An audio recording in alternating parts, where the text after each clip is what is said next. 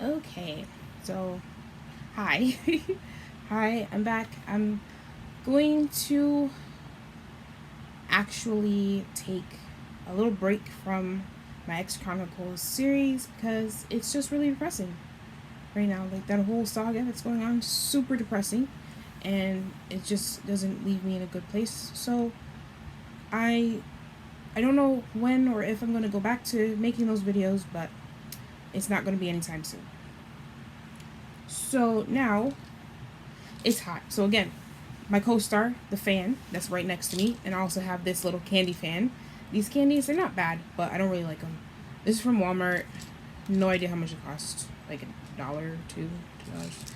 I don't know, but it does help me with a little bit because I am actually getting air from this, even though it's really flimsy. Like this stuff is like it's felt, but it is actually bringing me some air. So, and I'm sweating a lot, and we're poor, so we don't have an AC. And even if we did, we wouldn't put it in because you know how black moms be.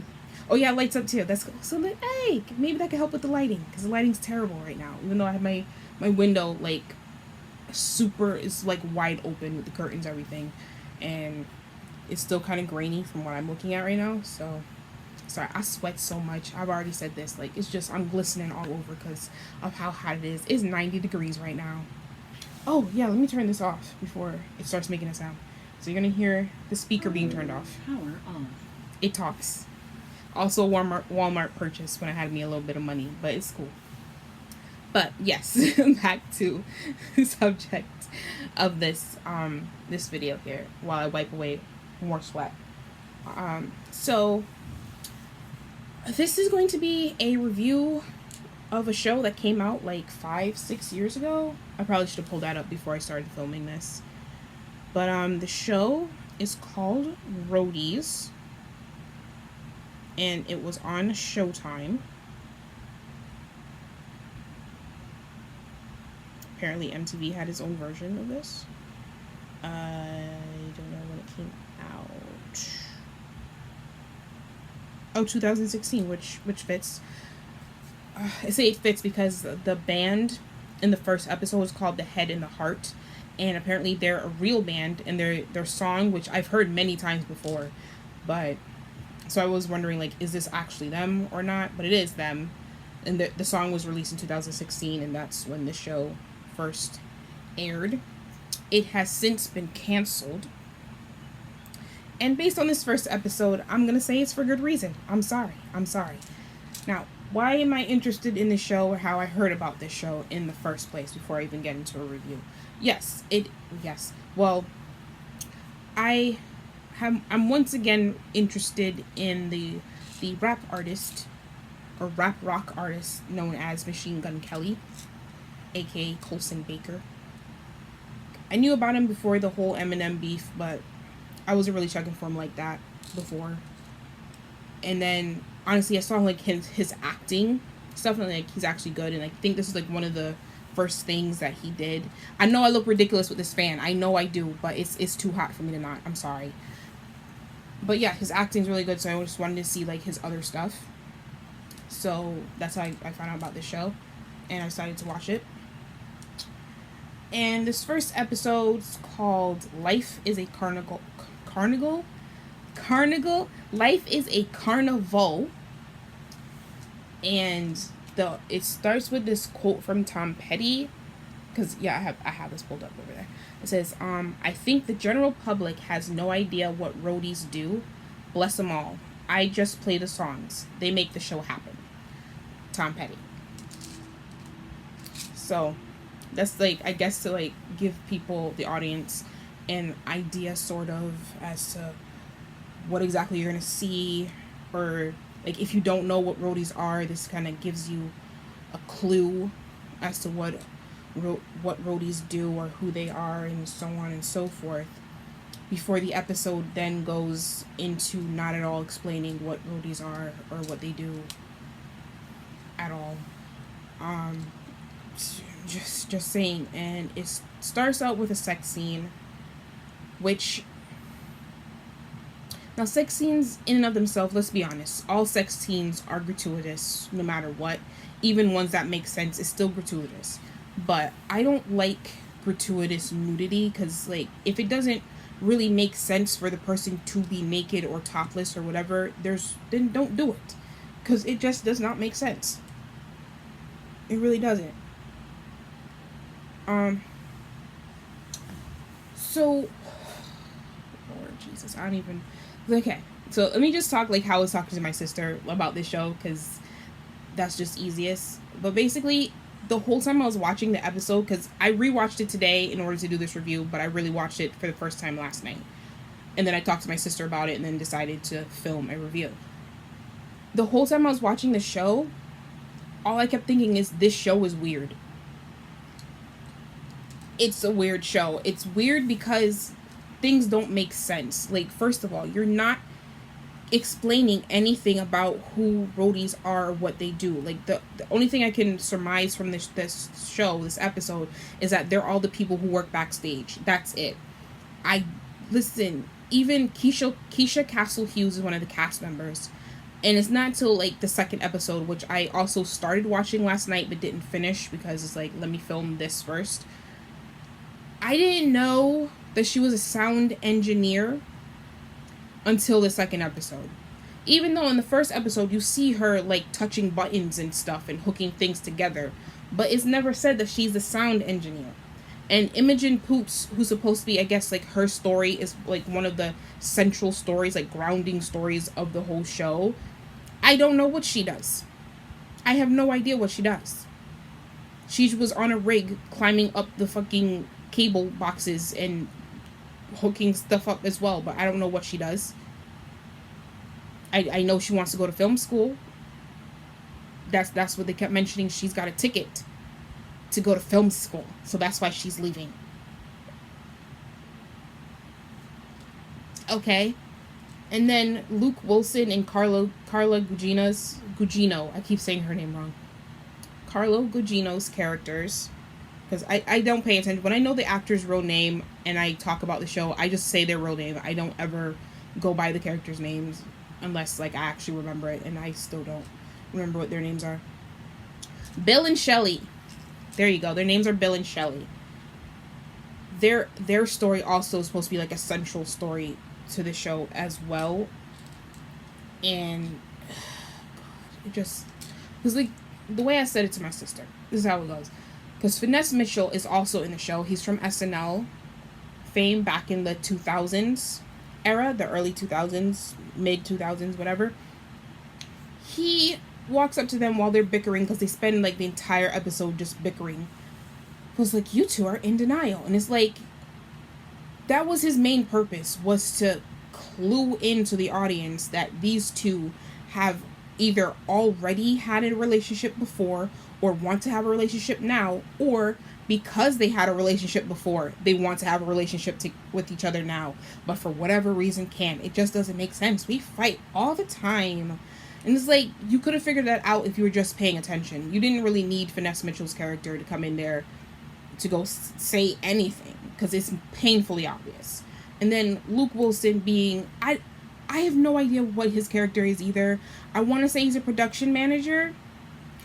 There's also Ron White, who's, I'm gonna guess he's the road manager, because he's like a top person, but it's obvious that Luke Wilson's character is above Ron White's character somehow. So I don't know how that hierarchy goes up, but I know the road manager does what basically Ron White was doing. Like, he's like the glue that keeps everything together type of stuff. And then, or maybe I got it wrong. I don't know. Maybe Luke Wilson's a road manager and Ron White's a production manager who everybody loves and respects, and oh my gosh, we all love him. He's the best. He's the greatest. He's a legend.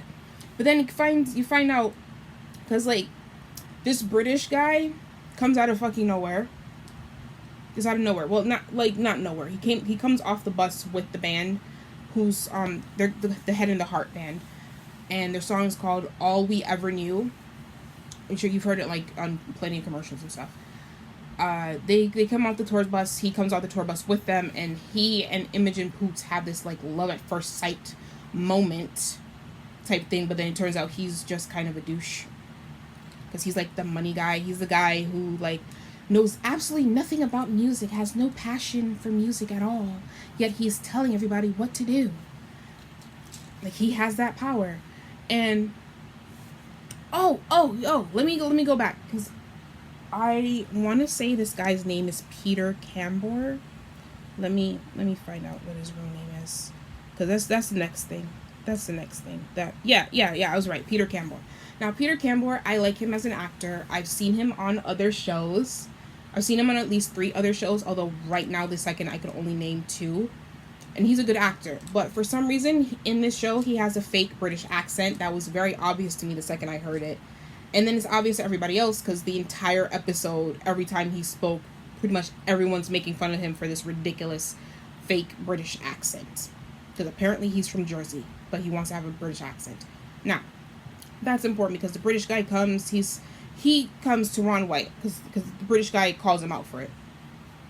But the British guy goes over to Ron White, because everyone sees, like, if you're here, and you're obviously, like, a money person, like, an important person, then it has to be because you're going to be firing someone. Someone's getting fired. And it's Ron White's character. He gets fired.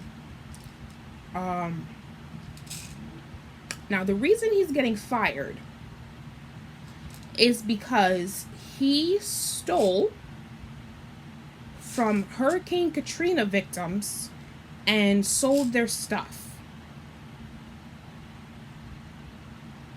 Let me just let that sit. This white man stole from Katrina victims and sold their stuff, and he's getting fired, rightfully. And there was an investigation. There's an investigation into him because of it. He looks very put upon, Ron White, to the point where he pulls out a gun, a pistol that he has. And then there's just a whole commotion with everyone trying to get the gun from him. The tasing was just ridiculous, because it's very obvious that you do not have the taser on any part of his body, yet it's going off twice, and he's just still there screaming, still with the gun in his hand. You got like 5 people trying to get this thing away from him, and he's just like, get away from me, I'm gonna shoot you, I'm gonna do this, blah blah blah. It was like, that was just completely ridiculous to me. I don't know, it just, the whole thing looked ridiculous. Now, I like Ron White. He is from the Blue Collar Comedy Tour, so I do like him. I like his comedy and all that stuff, and he's a pretty decent guy. At least I haven't heard anything to contradict that opinion. But like, that whole scene was just kind of ridiculous to me. Like, the whole him having a gun, like, why not just run? Like, I don't get it. Like, you got found out, and it's very obvious on your face that you did it.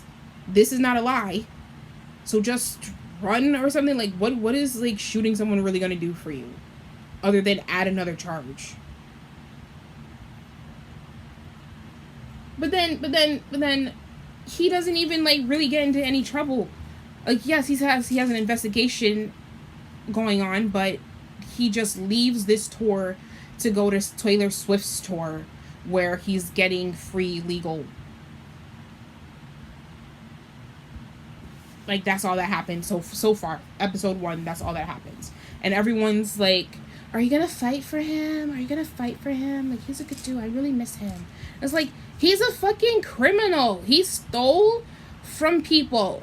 I'm trying not to say black people, because I don't want to make this racial, even though it very clearly is, because the majority, 99.9% of Hurricane Katrina victims were black. Okay? So he stole from black people, and all anyone's concerned with is like, he's a good guy. No, he's not. He deserves to be in prison. And how is it that he's even able to just, like, hop from one tour to the next? That makes no sense at all. And then the whole Taylor Swift thing, like, I'm wondering if they paid her, or if she was the cheapest artist, like, to be able to use her name, because her name comes up so much in this, for, like, people leaving this tour to go to her tour because there's more money on her tour. And like, okay, I get it. This tour is broke. Like, that's the point. What you really want me to know is that this band has very little money, and that the people working here are working here because they really love the band, they love what they do, they love music and all that stuff, that they're willing to sacrifice a paycheck to just do what they love. But it's overkill. It is absolute overkill. You thought you were being subtle. The first 2, maybe 3 times that you said her name, it was all right. Like, no, the first 2 times. The first 2 times her names were mentioned. Okay, you're being subtle still, but at the same time, I can clock it because you're talking about her the whole fucking episode. How everybody wants to jump on her tour because there's money there. I get it. You don't have to keep saying it. Lord. Imogen Poots, I like her acting. She seemed real. She seemed like the type of person who, like, I may not necessarily want to be friends with, but I wouldn't mind being friends with. Like upon first meeting them, like, they're definitely standoffish and stuff like that, but, like, if I, like, really knew them, I'd probably like them. But, like, it's just her. It's just her. She's, say that because, like, she's really the only person at all. But then her and the British guy thing, I guess she was really upset because she thought the British guy, like, the whole love at first sight thing, she thought the British guy was part of the band or, like, with the band in some way, but that's not at all who he is. And she didn't find that out until, like, later on, when there's, like, this big circle going on, and she's clearly upset with him. Excuse me. And then she calls him a liar, and he just says, like, excuse me, I never even said anything to you before right now, so how can I have lied to you when I never even spoke to you? And just like, well, you lied by omission.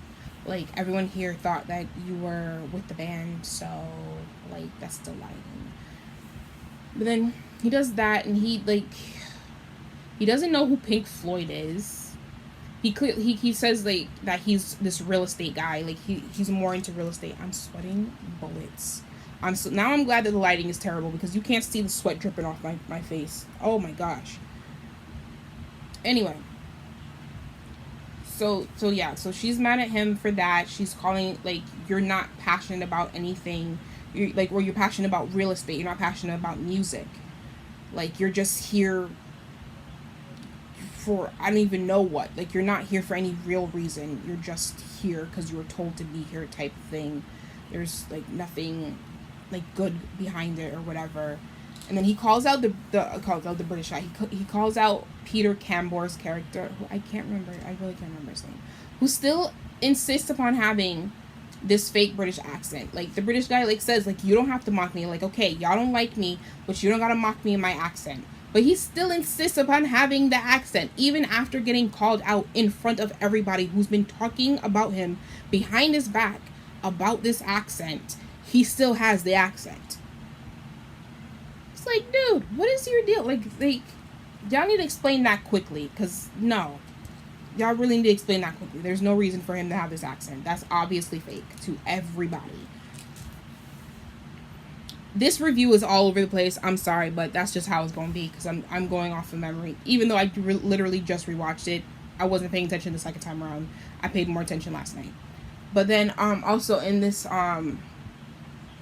this huddle up, I guess, where the British guy is explaining how there's going to be cuts and all that stuff, and there's some type of deal made that I still can't remember what it is, but it has to do with also taking less money, and they're like, we're already getting paid less money, so what are you even talking about? And then Luke Wilson's character, he goes straight up to Luke Wilson's character and says, I noticed you asked for a retainer, but we can't give you that because we don't have enough money to do that. And all I think is that is the most unprofessional thing to do. Like, why would you say that in front of everybody? If you need to tell him that, like, that's something you tell him off to the side in an office or some room or something like that. You don't need to say that to him in front of everybody, because that's just unprofessional. And then, like, Carla Gugino's character also got mad. It's like, wait, you asked for a retainer? Again, this is without knowing what the hell Luke Wilson's character does. And this is after watching it a second time. Even though I said I wasn't paying attention the second time, I did notice more things. But I still don't know what the hell Luke Wilson's character does. So maybe I wasn't paying enough attention or close enough attention. But it's like, I know he's like the head honcho of the whole Roadies crew. But that's about it. Like, I don't know anything else about what it is that he does. And if you heard a sound, I did not fart. I just moved my leg because my leg is starting to cramp up, and it's making sound on my bed, and I'm sorry.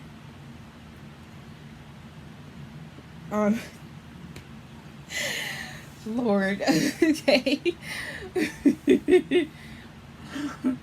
I wish I wasn't this hot. Like, this is not the weather to be doing any type of videos at all. But, yeah, and then Keisha Castle Hughes' character, again, like, I was annoyed, like, how this first episode, she didn't say much. Because I like her, and I like her acting. It's just that she didn't say much this episode. And then Machine Gun Kelly, who's, like, the whole reason I even know about the show, his character was also annoying. Also fucking annoying. The whole, like, crying, and because his character gets introduced because he gets fired from Pearl Jam. And he's very distraught about this, and his portrayal of being distraught was rather annoying to me. Because on one hand, I have seen people react that way, but on the other hand, it's like, was this the best take? Like, that they did? Like, I feel like you could have done better. Like, I feel like he could have acted that better. But then the character itself clearly is supposed to be like this kind of annoying guy. Like, I don't want to say obnoxious, because he's not obnoxious. He's just...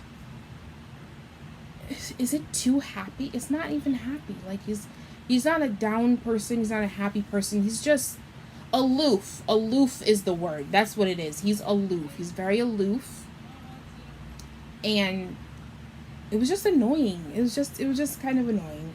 His whole character, like, walking around backstage, like, making espresso for people, moving shit around and stuff, like, helping people out. Like, I guess, like that's good and stuff like that. But it's like, dude, you need a job, right? You need a job. And instead of using the opportunities, like, people backstage, like, there are people back here who don't know who you are, first of all. And you're still here. Like, yeah, you know Imogen Poots' character, but it doesn't seem most people know that. Like, Keisha Castle Hughes, Donna, her character's name is Donna. She knows them, but clearly not well enough.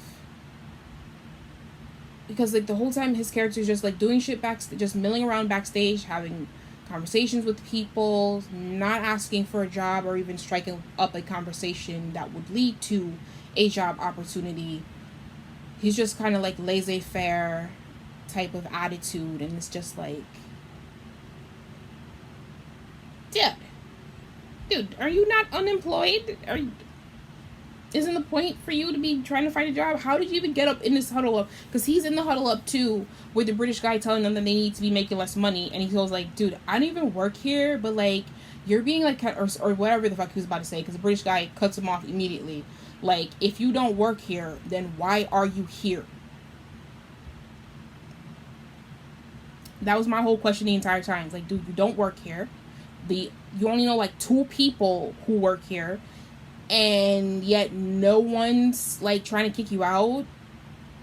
Like, they're just letting you be backstage and shit. Like, but then during the huddle up where he gets caught up by the British guy, but then he explains that like he does guitars. He knows 3 things: guitars, people, and coffee, in that order. And that is what finally gets him a, like, not even a job opportunity. He's like, oh, that's great, I like that, what's your name, type of thing. And he says his name is something offensive, to be honest. I'm gonna just say it's offensive, because I don't want to like have this video taken down or anything like that, because I've already sworn, so I don't need to do anymore. But then Imogen Poots' character's like, no, his name is actually Wes. He's my twin brother.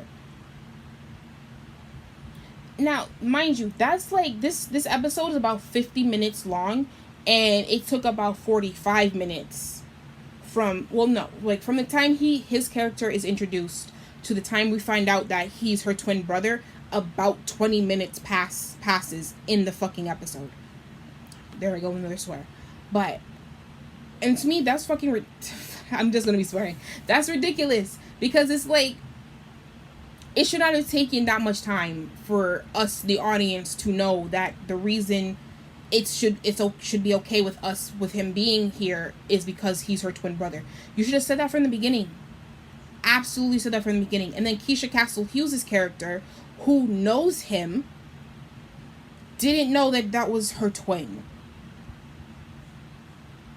So it's like, first of all, like, it's supposed to be, the episode is supposed to be like, oh, they're a family. There's like a bunch of people who love their jobs and they love the music and yada yada yada. But then, like, they don't really know each other. If you don't even know that you're friends with both of them, but you don't know that they're twins. Luke Wilson and Carla Gugino's characters, somehow people other than Finesse Mitchell, the one black guy who's in one scene, is the only person that can tell that they have either already had a relationship or want to have a relationship again. But I already let it go, because they admitted, or they had like some other fight where they state how they had a relationship before and it didn't work out, and now she's married to somebody else now who also does tours and stuff like that. But still, this one black guy in one scene is the only person who seems to notice that what's going on between them, or at least the only one willing to say it to their face. But then she doesn't know that he wants more for himself and all that stuff, or that the reason he wants more for himself is to try to impress her. Call it like it is. Like, come on, like, it was just too much. That it's like they had a lot of ideas. Cameron Crowe is a producer, and as is J.J. Abrams, and it's like they had a lot of ideas that they threw all together, but they didn't make it truly cohesive. They made it cohesive enough so that you're able to watch the episode and kind of follow along, but it just wasn't glued together better for me, especially with the whole not explaining what roadies do. You just start the show. It's like there's nothing happened in this entire episode to let me know what exactly it is that goes on backstage at a tour. It's just a bunch of people backstage doing random things at a tour. And then also they threw in this stalker girl for like no reason other than to show her topless, to be like another girl who's shown topless in the episode. And to show like she's crazy. But she's, honestly, even though it made no sense for her to even be there, she's the only character that actually made sense to me. Because she's the crazy stalker girl. And that's who she is. That's what she does. She's explained from beginning to end. You know exactly why she's doing everything that she's doing. So that even though she looks crazy as hell, it makes sense. Because she's the crazy stalker girl. Like, she gets backstage and she finds this microphone, this old time microphone from back in like the Price is Right type days, like when he had the like little stick thing with the very thin microphones. I'm sweating so much, it's ridiculous. That Bruce Springsteen gave to somebody, or somebody gave to Bruce Springsteen, because his name is dropped in this episode, as is Neil Young, but both their names are only mentioned once, while Taylor Swift is like throughout the entire episode, so she must have collected a check off of this.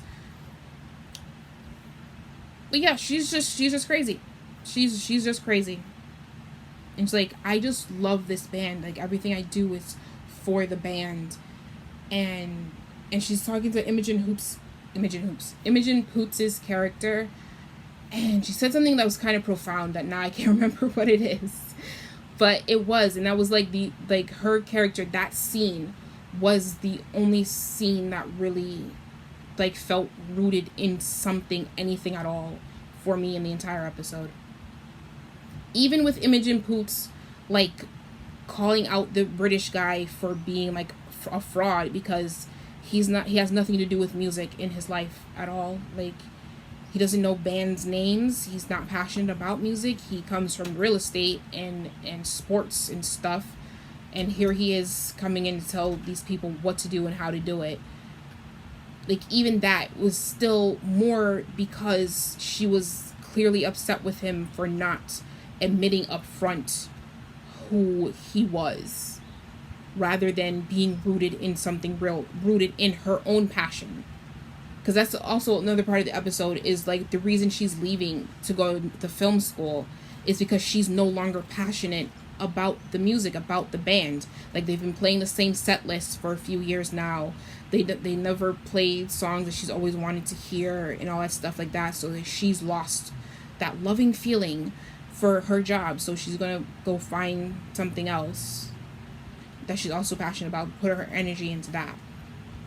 And the episode ends with the band, for some reason that I still don't understand. The band decided to change their set list and put in a song that she's never heard live before, and now she no longer wants to go off to film school. And in this film that she made, like, for her film school, for film class or whatever, that everyone's seen, everyone's like, I have no idea what this movie's about, none at all, but it was really profound. I still thought it was great, even though I don't get it.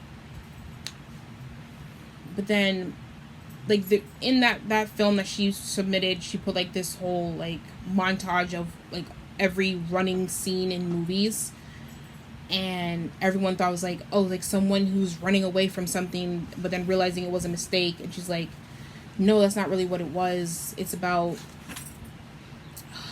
crap, I forgot what she said it was about. Yeah, I'm being interrupted. I'm about to end this soon, so just hold on. I'm about to be done. About to be done. But because now I wish I remember what she said, because it was something that was profound. Like, that could be another reason to show like people running. What did she say? Because it wasn't the mistake thing, like realizing you made a mistake, even though that's why she runs back from the plane to go. A drop of sweat just really landed in my boobs. Oh my gosh, I'm really about to end this soon. But it's just to show like how it has something to do with filming, and how filmmakers always have like the protagonist running for some reason. It's something along those lines. But really, it was about like realizing you made a mistake and running back to what you were running away from. And that's what she does at the end of the episode. And which you kind of always knew was going to happen, because duh, she's one of the central stories. Her story is a central story, as is Luke Wilson and Carla Gugino's. Carla Gugino. I need to learn what her character's name is. Shelly. I'm going to just say Shelly, because I keep messing up her name. I don't know why, but I'm sorry. And then Machine Gun Kelly's character, I feel like I'm going to be annoyed by his character this whole season. I really am, because he's gonna be the nanny, because that's another thing that's going on with Luke Wilson's character and Shelley. They're looking for a nanny for someone in the band's demon child, and Machine Gun Kelly volunteers. Or sorry, Colson Baker, because that's what his acting, like that's his name, and when he does acting stuff, he prefers Colson Baker. But he volunteers to be the nanny for this child.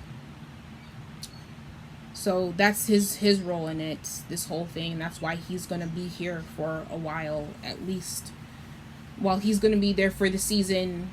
Hopefully that turns into like not having to be the nanny anymore, because I still he had opportunities to get a job as a roadie, especially with everybody leaving to go to the Taylor Swift tour.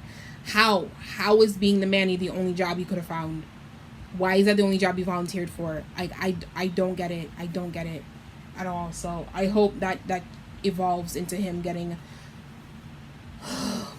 Like, again, like there's so much about this episode that just didn't make sense. There's so many things that could have been right and you just went the opposite way. But overall, the biggest mistake for me is not explaining what Roadies do in any capacity, who they are as Roadies, not just who they are as people, because obviously their own personal stories is what's going to make an audience want to keep coming back. Duh.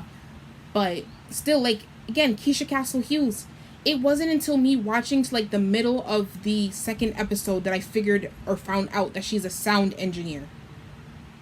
Like, someone who knows nothing about Roadies or like the music industry at all, or what people do backstage, me watching her push a bunch of buttons doesn't mean anything. That's not going to make me think immediately sound engineer. That could be anything at all, because there are plenty of people who work backstage who are not necessarily sound engineers who push buttons. So, or at least that's what I'm thinking, because I don't know. But yeah, that's I'm gonna end it here because I've already talked like longer than I expected to, or that I meant to. I'm still sweating so bad. So that is my first impression of the Roadies show. It's not a good one. I'm hoping it gets better. I'm hoping it's like a show where, like a lot of shows, their very first episode in comparison to the rest of the season or series was trash.